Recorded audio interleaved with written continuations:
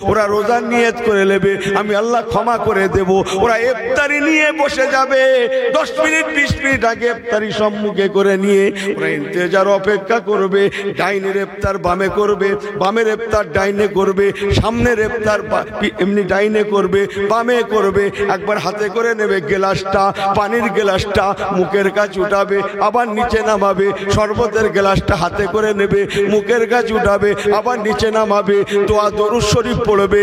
অথচ ওদের সম্মুখে বারণ করার কেউ থাকবে না, খাবে না, নেবে না, শোবে না, স্পর্শ করবে না।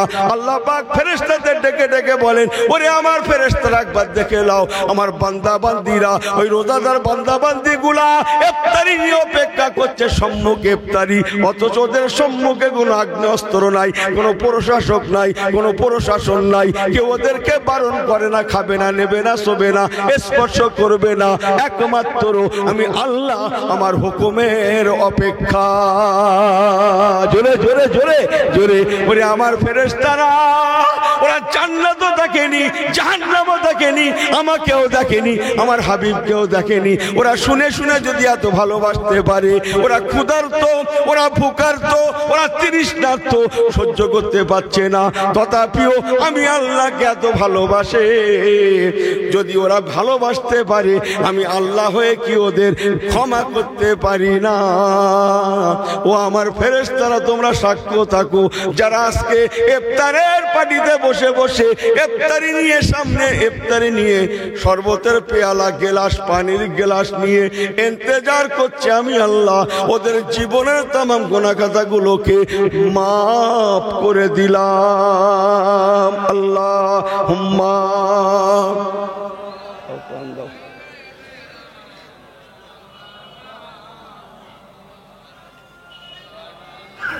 আল্লাহ নবী দিন দুনিয়ার বাদশাহ ফরমাচ্ছেন, আমি রাসূলুল্লাহ মেরাজুন নবুয়তের তারিখে আল্লাহর দরবারে যাওয়াকালীন আমি রাসূল সপ্তম আসমানে হযরতে নবী ইব্রাহিম খলিলুল্লাহ আলাইহিস সালাতু ওয়াস সালামকে দেখেছিলাম।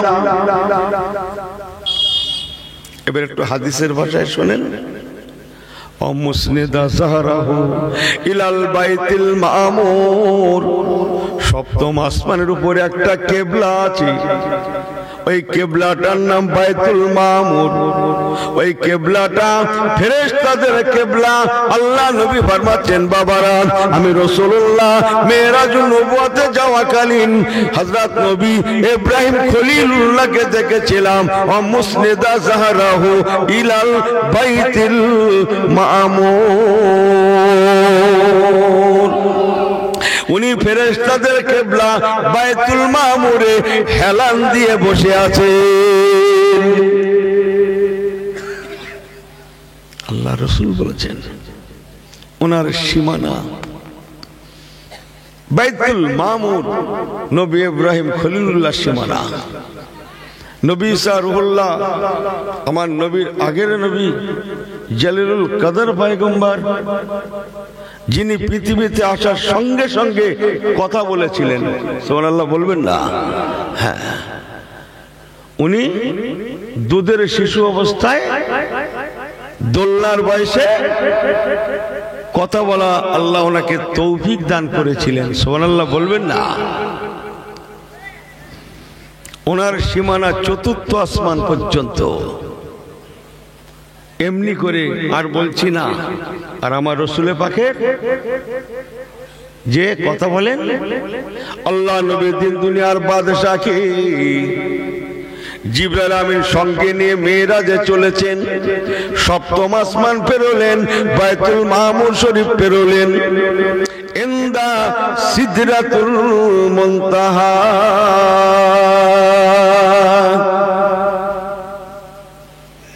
সিদরাতুল মুনতাহা বলে একটা মাকাম আছে, জায়গা আছে সপ্তম আসমানের উপরে। সেখানে একটা বড়ই গাছ আছে, বড়ই গাছ, যে গাছের পাতাগুলা হাতির কানের মতো বড় বড়, অসংখ্য পাতা আছে। ওই গাছের পাতায় আল্লাহ পাকের ফেরেশতাদের আল্লাহ পাক অবস্থানের জন্য হুকুম দেন, প্রত্যেক দিনের জন্য ওই গাছে 70,000 করে ফেরেশতা অবস্থান করেন। যে ফেরেশতারা জীবনে একবার ওখানে পৌঁছেছেন, ওই ফার্স্ট ওই লাস্ট, তারা জীবনে কোনোদিন ওখানে এর আগে যাননি, আর কোনোদিনের জন্য ওই ফেরেশতাগুলা যেতে পারবে না। ইনদা সিদরাতুল মুনতাহা, ওই সিদরাতুল মুনতাহার মুনতাহি হচ্ছেন আল্লাহ পাকের ফেরেশতাদের সরদার হযরত জিবরাইল আমিন আলাইহিস সালাতু ওয়াস সালামের ঠিকানা, ওটাই ওনার আস্তানা।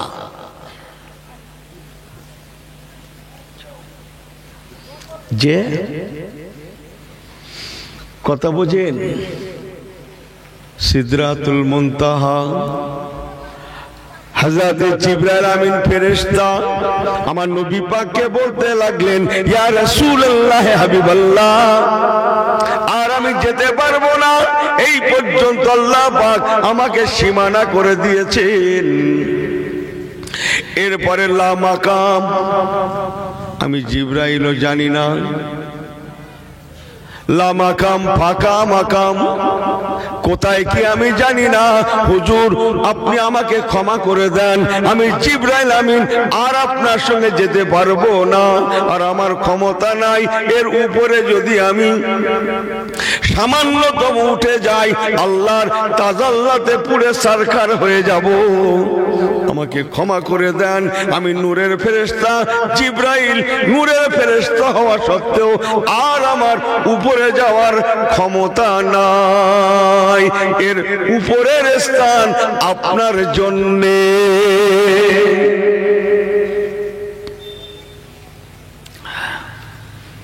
अगर एक सर मुए बरतारे परम, अगर एक सर मुए बरतारे परम, फरोगे तजल्ला बसूजद परम, बलगल उलाबे। ए पढ़ेन नाकि सल्लु अलैहि व आलिहि अल्लाहुम्मा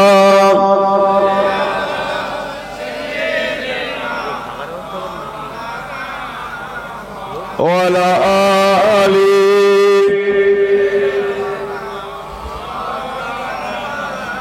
अगर एक सर मुए बरतारे परम, आहा फारसी कवि अल्लामा शेख सादी सिराजी रहमतुल्लाह अलैह बोलছেন, अगर एक सर मुए बरतारे परम, फरोगे तजल्ला बसूजद परम, या रसूलुल्लाह या हबीबल्लाह, এর উপরে যদি চুল পরিমাণ উপরে উঠি আমি আল্লাহর তাজাল্লাতে পুড়ে সারকার হয়ে যাব।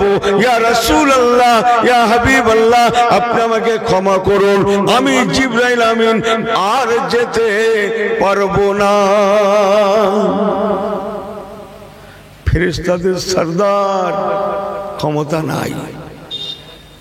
কথা বোঝেন, বান্দার সীমানা তো সপ্তম আসমান হয়ে গেছে, ফেরেশতাদের সরদারের সীমানাও ইনদা সিদরাতুল মুনতাহা, তার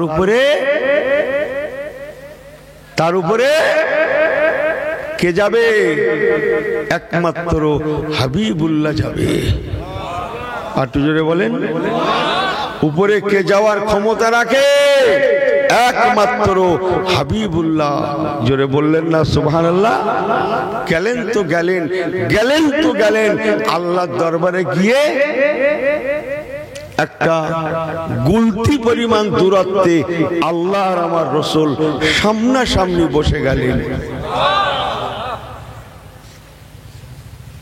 যে কাবা কাউসাইন, একটা গুলতি পরিমাণ দূরত্বে আল্লাহর আমার হুজুর। যে আমার আল্লাহ বাবাজিরা, হুজুর আছেন আর আল্লাহ আছেন, আর কেউ নাই। শুনছেন? অনেকদিন আমার জবানে এসব কথা আসে না বাবা, না, আমি কোনো নিয়ত টিয়ত করে জলসে আসি না, ওর সময় আমার নাই। জি না, মানুষ ভালোবাসে, দুটো জানা চেনা কথা বলি, শোনে দাঁড়িয়ে দাঁড়িয়ে, আলেম দাঁড়িয়ে দাঁড়িয়ে শোনে। হ্যাঁ, জানা চেনা দুটো কথা বলি, যে আপনারাও নিয়ে রাখেন। কথা বুঝছেন? আল্লাহর হুজুর আছেন, আর কেউ নাই, সামনাসামনি কথাবার্তা চলতে লাগে। সংক্ষেপ নবী আমার ফরমাচ্ছেন, ক্বালা রাসূলুল্লাহ সাল্লাল্লাহু আলাইহি ওয়াসাল্লাম, রাআইতু রাব্বি লাইলাতাল মিরাজে।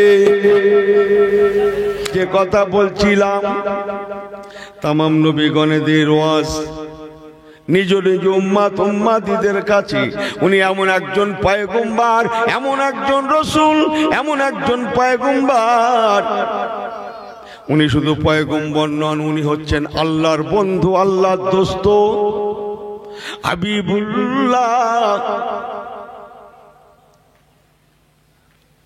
এমন হাবিব আল্লাহ পাক নবী ছাড়া কিছু জানেন না, আর আমার তিনি নবী মুহাম্মাদুন হাবিবুল্লাহ রাসূলুল্লাহ, এমন একজন পয়গম্বর, তিনি উম্মতদেরকে নিয়ে আল্লাহ পাকের দরবারে দোয়া করা ছাড়া কিছু বোঝেন না। আমার পেয়ারা ভাইরা, আল্লাহওয়ালা গণেরা, তাই হযরতে নবী মুসা কালিমুল্লাহর মতো নবী, যিনি বড় জলিলুল কদর পয়গম্বর, ওনার মতো পয়গম্বরও দুটো হাত তুলে দোয়া করতে লাগলেন, আল্লাহুম্মা, আয় রব্বি আল্লাহ, আয় আমার আল্লাহ, তাকাব্বাল মিন উম্মতি আহমদা, তাকাব্বাল মিন উম্মতা মুহাম্মদ। আল্লাহ আপনার পেয়ারা হাবিব জনাবে মুহাম্মদুর রাসূলুল্লাহ সাল্লাল্লাহু আলাইহি সাল্লামের উম্মত হিসাবে আমাকে কবুল করুন। জোরে বলবেন না? দুনিয়ায় যেমন দোয়া করেছেন, আখিরাতেও তেমন। আল্লাহ নবী ফরমাচ্ছেন, বাবারা, আল্লাহ পাকের আরশে মুআল্লার অনেক খাম্বা খুঁটি আছে, তন্মধ্যে একটা খুঁটিকে ধরে নবী মুসা কালিমুল্লাহ আলাইহিস সালাতু ওয়াস সালাম একটা খুঁটিকে পাজা করে ধরে শুধু বলবেন, আল্লাহুম্মা রাব্বানা তাকাব্বাল মিন উম্মাতা আহমদা, আল্লাহুম্মা রাব্বি তাকাব্বাল মিন উম্মাতা আহমদা। ও রব্বুল আলামিন, আল্লাহ, দুনিয়ার জমিনে উম্মতে মুহাম্মাদি হতে পারি না, আজ আখিরাতটা আমাকে মাহরুম করবেন না। আমি মুসা কালিমুল্লাহকে আপনার হাবিবুল্লাহ জনাবে মুহাম্মদুর রাসূলুল্লাহ সাল্লাল্লাহু আলাইহি সাল্লামের উম্মতের খাতায় আমার নামকে কবুল করে আমি মুসা কালিমুল্লাহকে আল্লাহ উম্মতে মুহাম্মাদি করে আপনার জান্নাত দেখান। আমি নবী মুসা উম্মতে মুহাম্মাদি হয়ে আল্লাহ আপনার জান্নাতে যেতে চাই।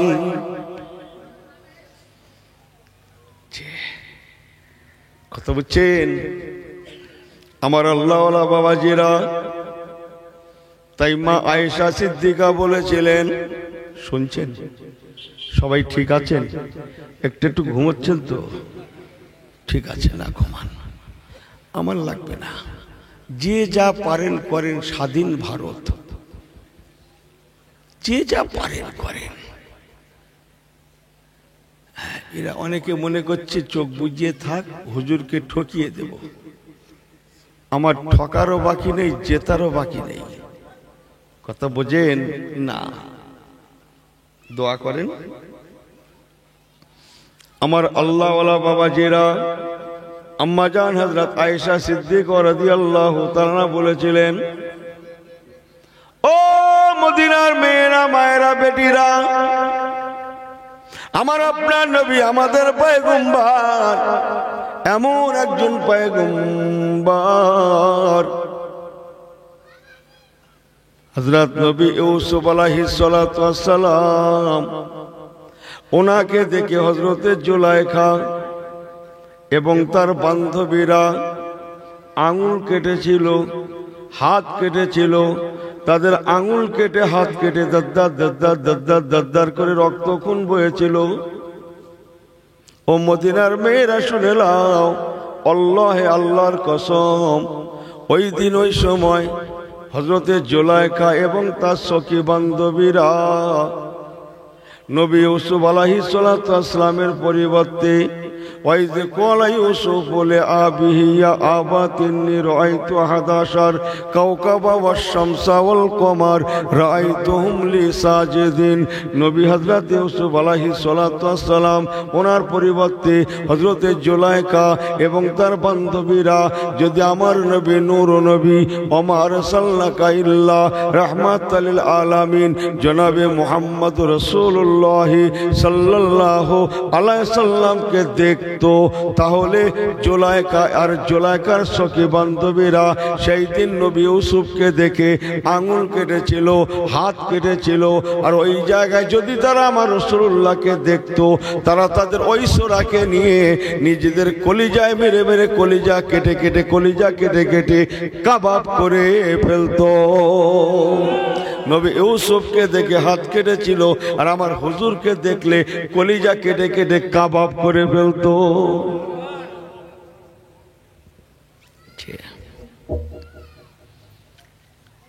সত্যি কলিজা কেটে কাবাব করেছিলেন না করেননি সাহাবীরা? এই কথা বলেন না কেন? হ্যাঁ, হযরত তালহা রাদিয়াল্লাহু তাআলা আনহু রাসূল পাকের সামনে ঢাল হয়ে দাঁড়ালেন। 70 থেকে 72টা তীর ওনার শরীরে বিঁধে আছে, বিঁধে আছে সিনায় শরীরের সামনে 70 থেকে 72টা তীর। তথাপিও আমার হুজুরের গায়ে একটা তীর আমি বিঁধতে দেব না। আর একটু জোরে বলেন, আমার রাসূলুল্লাহর গায়ে একটা তীর আমি তালহা বিঁধতে দেব না। বলুন না জোরে সুবহানাল্লাহ। আল্লাহ নবী সাহাবায়ে কেরাম গণেরা,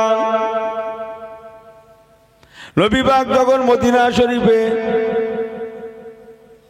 জিহাদে বদরের বাহিনী সাজাচ্ছেন, ওই সময় মদিনার মানুষরা বলেছিলেন, ইয়া রাসূলুল্লাহ হাবিবাল্লাহ, হুজুর আমরা মদিনাবাসী, আপনার জন্য আল্লাহর জন্য আমাদের জীবন কোরবান হয়ে যাক। ইয়া রাসূলুল্লাহ হাবিবাল্লাহ, আমাদের জীবন অপেক্ষা, ইয়া রাসূলুল্লাহ নবী গো, আপনি আমাদের কাছে অধিক অধিক প্রিয়। আমরা জীবনও দেব, আমরা সম্পদও দেব। বলুন না সুবহানাল্লাহ। আমরা সব দিয়ে দেব, যে সব দিয়ে দেব। কথা বোঝেন? হুজুরকে বলেছিলেন, হুজুর আমাদেরকে আরে আপনি নবী মুসার উম্মতের মতো পাবেন না যে তারা পিছু টান দেবে। হুজুর আমরা হার হামেশা আপনার সামনে, আপনার পিছনে, আপনার ডাইনে, আপনার বামে আমরা হার হামেশা থাকব। আপনি যখনই যেদিকে ফিরবেন আমাদেরকে পেয়ে যাবেন। আর জোরে বলেন, যখনই যাকে চাইবেন তখনই তাকে পেয়ে যাবেন। আর জোরে বললেন না হুজুর আমরা পিছু টান দেব না, আমরা দাঁড়িয়ে দাঁড়িয়ে জীবন দেব, একটা কদম পিছু হটতে আমরা জানি না। জোরে বললেন না সুবহানাল্লাহ। আমার আল্লাহওয়ালা বাবাজিরা, ও নওজোয়ানেরা, আল্লাহ নবী দিন দুনিয়ার বাদশাহ হাবিবুল্লাহ জনাবে নবী মুহাম্মদ রাসূলুল্লাহ সাল্লাল্লাহু আলাইহি ওয়াসাল্লাম জিহাদের ডাক দিলেন।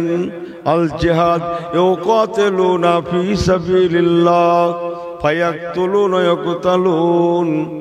কে আছো জিহাদের ময়দানে যেতে হবে বাবা? তাম মদিনার মানুষেরা এক বাক্যে দাঁড়িয়ে গেলেন, হুজুর আপনি হুকুম করুন। তন্মধ্যে দেখা গেল হালকা হালকা বয়সের ছেলেরা বাচ্চারা পর্যন্ত, যাদের গোপের রেখ পর্যন্ত ওঠে না, এখনো কচি বয়স, হালকা বয়স, দাড়ি তো বেশি হয়ে গেল, গোপের রেখ পর্যন্ত ওঠে না, এই রকম বয়সের ছেলেরাও তারা ইসলামের জন্য কাতারে কাতারে দিয়ে ইউকাতিলুনা ফি সাবিলিল্লাহ, আল্লাহর রাস্তায় জিহাদের জন্য তারা জিহাদের ময়দানে পৌঁছে যায়। জিহাদের ময়দানে আল্লাহ নবী বাহিনীকে দাঁড়াতে বললেন, বাবা ও মুজাহিদিনেরা, আপনারা কাতার সিধা করে দাঁড়িয়ে যান, যেহেতু জিহাদের ময়দানে যাবেন।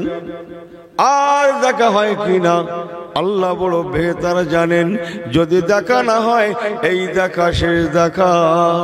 ও বাবা আসহাবি কান্নুজুম, আমার সাহাবায়ে কেরামেরা, আপনারা দাঁড়িয়ে যান, আমি রাসূলুল্লাহ আপনাদের ঘরে একবার ভালো করে দেখেলি, আর আপনারাও আমি রাসূলুল্লাহ আমাকে ভালো করে দেখেন, না জানি এই দেখা জনমের মতো শেষ দেখা হয়ে যেতে পারে।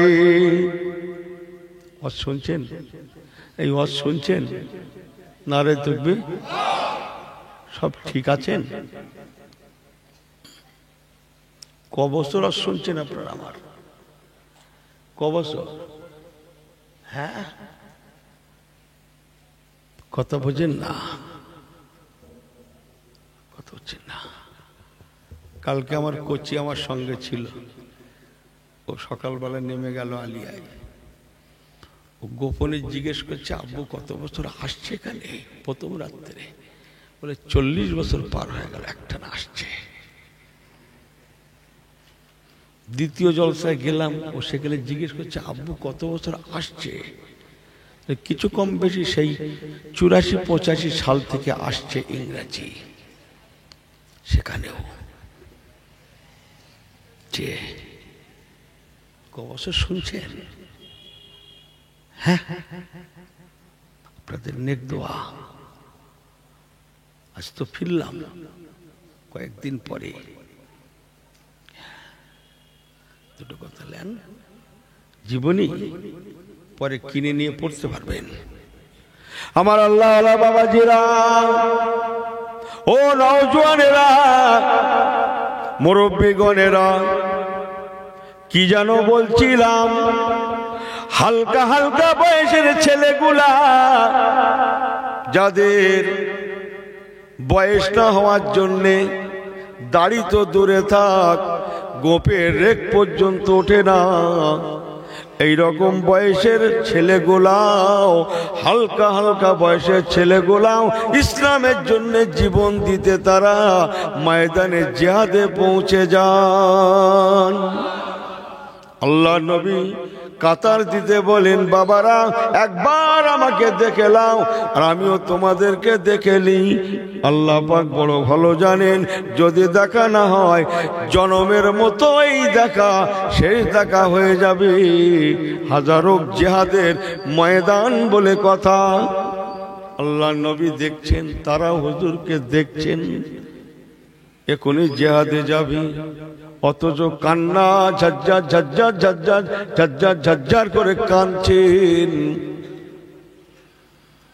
ইয়া রাসূলুল্লাহ, হাবিবাল্লাহ, আর কি আপনাকে দেখতে পাবো?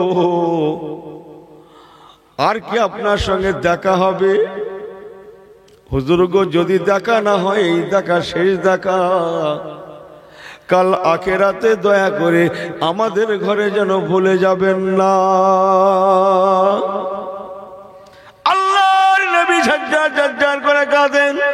বাবারা বাবারা বাবারা, কাঁদবে না কাঁদবে না কাঁদবে না, আমি নবী কথা দিলাম যদি দেখা না হয় ইন্না আতাইনাকাল কাউসার, আল্লাহ চায় আবে কাউসার, হাউজে কাউসারের পাশে আমি রাসূলুল্লাহর সঙ্গে তোমাদের আবার দেখা হয়ে যাবে।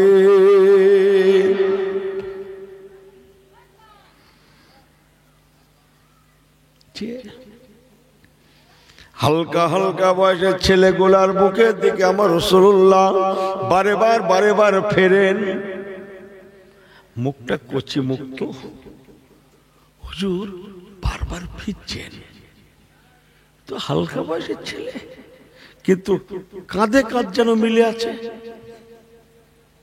এত হালকা বয়সের ছেলে, এরা পড়াশোনা করবে, লেখাপড়া করবে, বাড়িতে থাকবে, খেলধুল করবে, হ্যাঁ তাই না, খাবারের জন্য কান্নাকাটি করবে, হ্যাঁ এরা কেন?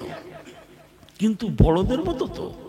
আল্লাহ নবী তাদের মুখের দিকে একবার দেখেন, দুবার দেখেন, বারবার দেখেন, হুজুর কিছু বলতে পারছেন না, যেহেতু তারা বড়দের মতো সম পরিমাণ লম্বা হয়েই যেন দাঁড়িয়ে আছে।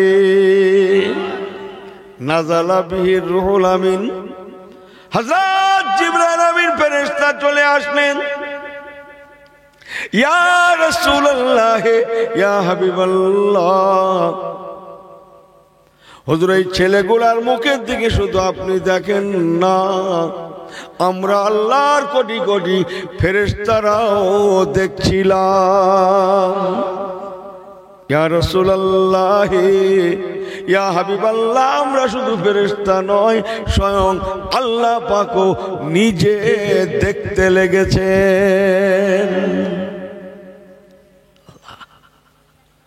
ইয়া রাসূলুল্লাহ, ইয়া হাবিবাল্লাহ, আল্লাহ পাক আমাকে বলে দিয়েছেন, তাই আমি এসেছি, বলে পাঠিয়েছেন ও জিবরাইল আমিন তুমি যাও। আমার হাবিব বারেবার ওই ছেলেগুলার মুখের দিকে তাকায়, তাদের কিছু বলতেও পারছে না, মাপে প্রায় সমপরিমাণ, অথচ হালকা বয়সের বাচ্চা। আমার নবীকে যে বলে দাও, ইয়া রাসূলুল্লাহ, হাবিবাল্লাহ, আপনি বারেবার ওদের মুখের দিকে তাকাচ্ছেন, একটা বার ওদের পায়ের দিকে তাকান, আপনি বুঝতে পেরে যাবেন। আল্লাহ নবী দিন দুনিয়ার বাদশাহ ওদের পায়ের দিকে যখন তাকালেন তখন দেখতে পেলেন তারা লম্বা হয়ে বড়দের সঙ্গে মাপটা ঠিক রাখবেন বলে তারা পায়ের বুড়ো আঙুলে ভর করে ডিঙি মেরে মেরে, জোরে জোরে জোরে জোরে, আটু জোরে আটু জোরে আটু জোরে, পায়ে ডিঙি মেরে মেরে ডিঙি মেরে মেরে ডিঙি মেরে মেরে পা উঁচু করে করে তারা বড়দের সঙ্গে কাঁধে কাঁধে মিলিয়ে দাঁড়িয়ে আছে। ওদের তামান্না আল্লাহ নবী যাতে আমাদেরকে ঘরে ফিরত না পাঠায়, আমাদের ঘরে যাতে করে ইউকাতিলুনা ফি সাবিলিল্লাহি ফায়াকতুলুনা ইউকতালুন, জিহাদের ময়দানের ইজাজত দান করেন। জোরে বললেন না, কত বোঝেন। আর আমাদের শুধু নামাজটা পর্যন্ত পড়ার দরকার ছিল। শুক্রবার জুম্মার দিনে জুম্মার ঘরে কত 22 না কি একটা ইংরেজিতে বলে না, কত জানো 22 মানে কত যাচ্ছে, ও 22, যে দরকার ছিল কত রাকাত, 22 নয়, আকসার জায়গায় পড়ছে কত রাকাত, ওয়াজটা আপনারা ঠিক করে নেন। যে আসরের নামাজ পড়ার দরকার ছিল 8 রাকাত, 4 রাকাতেই টেনে যাচ্ছে। এশার নামাজ পড়ার দরকার ছিল 17 রাকাত, পড়ছে কত, 13, অনেকে আরো কম। কথা ঠিক বলছি না ভুল বলছি? এই জন্যই বলা হয়ে থাকে, ও আল্লাহ ওয়ালা গণেরা, আল্লাহর আসরের 4 রাকাত নামাজ হচ্ছে ফতোয়া, ফতোয়া ফতোয়া। আর 8 রাকাত পড়াকে বলা হয় তাকওয়া। এশার 13 রাকাত নামাজ পড়াকে বলা হয় ফতোয়া। আর 17 রাকাত নামাজ পড়াকে বলা হয় ইলমে তাকওয়া। আমি বোঝাতে পারছি না? তে আল্লাহ কোরআন পাকে বললেন ইন্না আকরামাকুম ইনদাল্লাহি আতকাকুম। ইন্না আকরামাকুম, নিশ্চয়ই সেই ব্যক্তি সম্মানীয়, ইনদাল্লাহ, আল্লাহ পাকের দরবারে। কোন ব্যক্তি? আতকাকুম, যার মধ্যে যত তাকওয়া বেশি, পরেজগারিতা বেশি, খোদা ভীরুতা বেশি, সেই বান্দা বান্দিটা আল্লাহ বলছেন আমি আল্লাহ আমার কাছে সম্মানীয়। আল্লাহুম্মা, জোরে জোরে সাল্লাল্লাহু।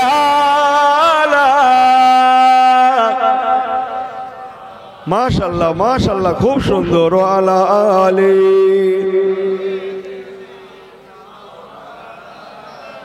বলো লা ইলাহা ইল্লাল্লাহ। খুব সুন্দর, লা ইলাহা ইল্লাল্লাহ মুহাম্মাদুর রাসূলুল্লাহ। আল্লাহুম্মা সাল্লি আলা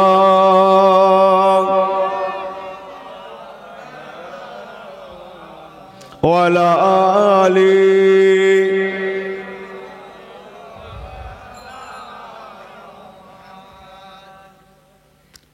अपने आंखों से देखा नहीं है मगर, अपने आंखों से देखा नहीं है मगर, उनकी तस्वीर सीने में मौजूद है।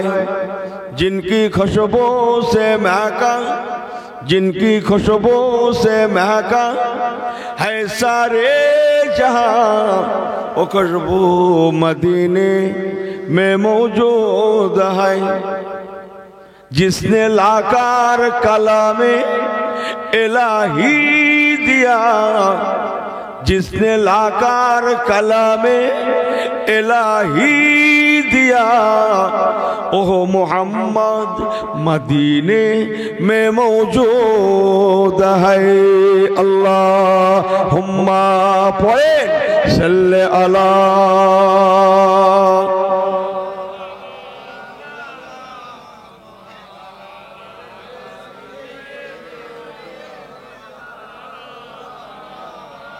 আমার আল্লাহওয়ালা বাবাজিরা, কসম আল্লাহর, মদিনা শুধু পুরুষেরা নয়, মায়েরাও পর্যন্ত জীবন দেওয়ার জন্য তারা উদ্গ্রীব হয়ে থাকতেন।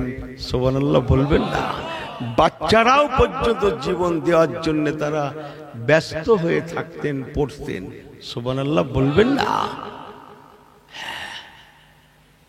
কথা বুঝছেন?